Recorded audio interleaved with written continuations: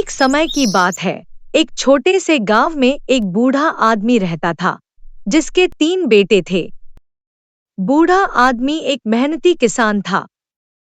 उसने अपने जीवन भर की मेहनत से एक छोटा सा खेत, कुछ जानवर और एक सुंदर घर बनाया था। उसके बेटे भी मेहनती थे, लेकिन उनमें एकता की कमी थी।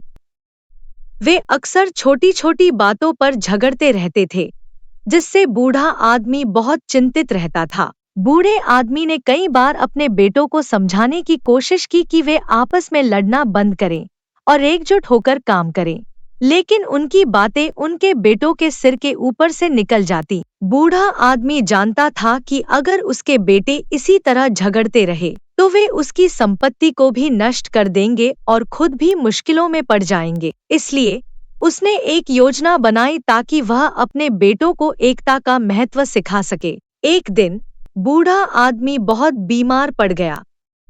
उसने महसूस किया कि उसका समय करीब आ गया है। उसने अपने तीनों बेटों को अपने पास बुलाया।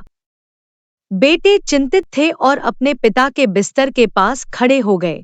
बूढ़ा आदमी कमजोर आवाज में बोला, बेटो, मेरी मृत्यु के बाद तुम्हें अपनी विरासत बांटनी होगी, लेकिन उससे पहले तुमसे एक परीक्षा लेना चाहता हूँ। बूढ़े आदमी ने अपने बिस्तर के पास रखे एक बड़े लकड़ी के बंडल की ओर इशारा किया और तुम कहा, में से हर एक इस लकड़ी के बंडल को तोड़कर दिखाओ। तीनों बेटे आश्चर्यचकित हो गए।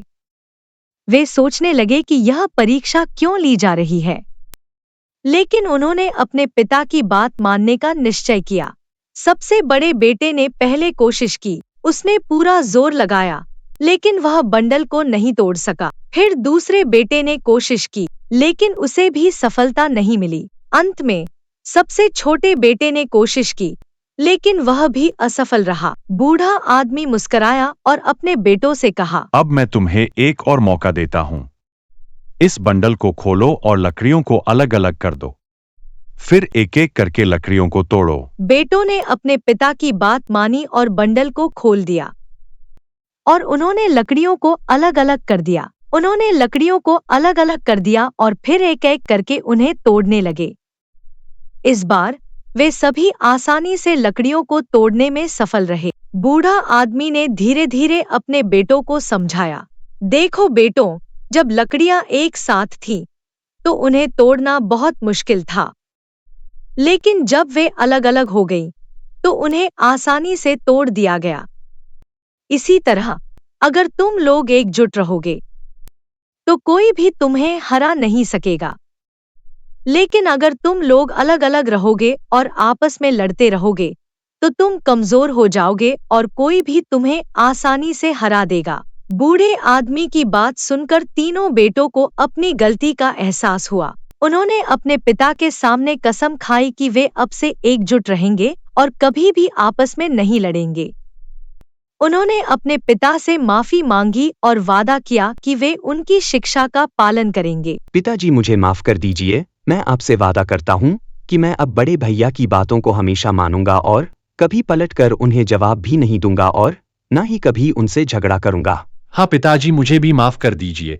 मैं भी आपसे वादा करता हूँ कि मैं अब अपने दोनों छोटे भाइयों को बहुत प्यार करूंगा और कभी उनको नहीं डांटूंगा और कभी पलटकर उन्हें जवाब भी नहीं दूंगा और ना ही कभी उनसे झगड़ा करूंगा।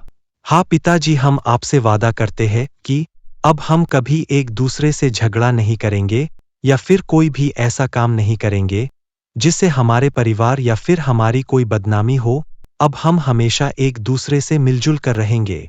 बूढ़े आदमी की तबीयत धीरे धीरे और बिगड़ती गई, लेकिन उसने संतोष की भावना के साथ अपनी आखिरी सांस ली। उसके बेटे एकजुट हो गए थे।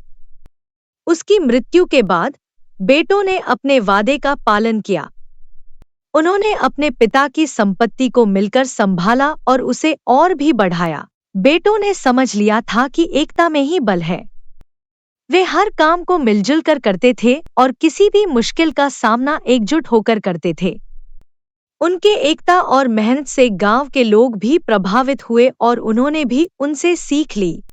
समय के साथ बूढ़े आदमी के बेटे अपने गांव के सबसे समृद्ध और सम्मानित व्यक्ति बन गए।